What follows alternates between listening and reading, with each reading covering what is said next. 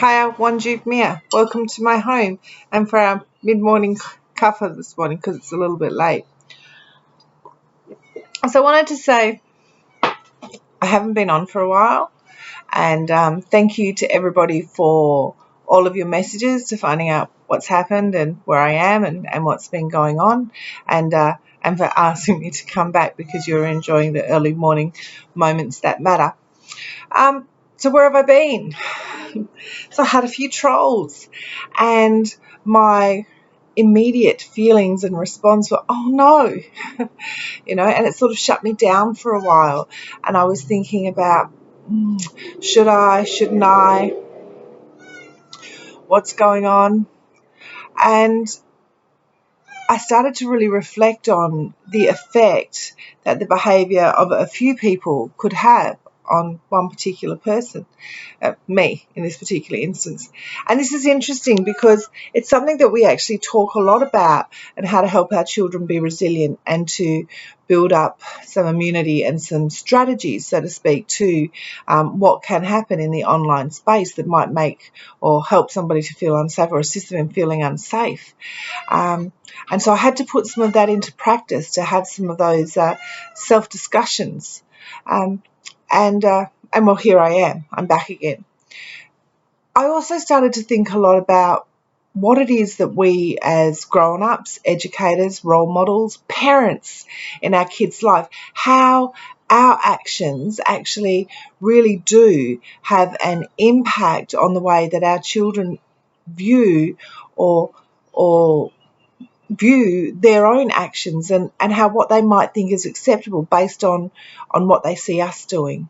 And I've thought about this a lot in the years as they've gone by, especially as we have seen an increase in bullying, an increase in online bullying, particularly over the last, 5 or 6 years. And I'm reminded of a particular time when bullying was quite, well, it is still topical, but I remember of a particular time that I was driving in the car and there was a popular radio station and they were all discussing a series called The Bachelor.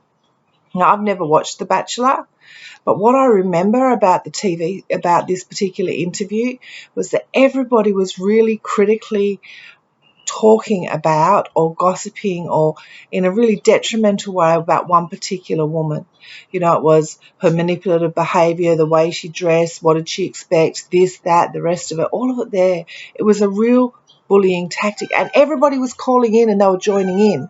So we've got this mob bullying mentality that's happening in the adult space and we're thinking that this is okay, and it's in mainstream media and the rest of it. So how do our children learn that bullying's not okay if we do it ourselves? So we're all very much well aware of what effect being the subject of bullying can have on a young person and a child. And we think that nobody should bully and that we should all be kind and the rest of it. But we actually don't do it. Our society as a whole, and where they're pulling bits out and picking on people, we actually don't role model that. So how are our children going to learn it if it's something that we just pay lip service to?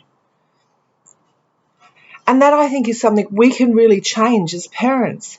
If we actually change the way that we're talking with and talking about or talking around other people and their situations, if we can change them to come from a place of kindness, acceptance and understanding that everybody's experience is different and that there's room for everybody in this world and that we can care and connect for each other even if we don't know them, then perhaps we'll have a much better chance at eliminating bullying for our kids.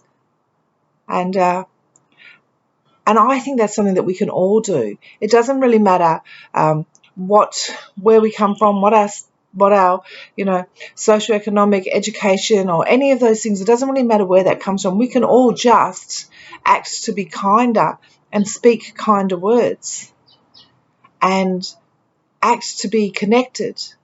And when we do that, then our children will pick up on that.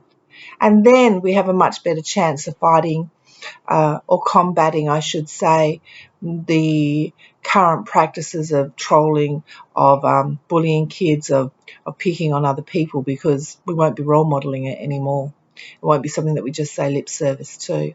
So the next time that you're about to say something, and particularly if you're little people or your teenagers or anybody can hear you or are a part of that conversation, think, is this what I would like them to be saying or acting or behaving or feeling when they're interacting with others, or be it whether it's on the playground or in the online space or in any particular space. Because our children learn how to be by watching how we are. And what we want our children to be is how we need to be ourselves.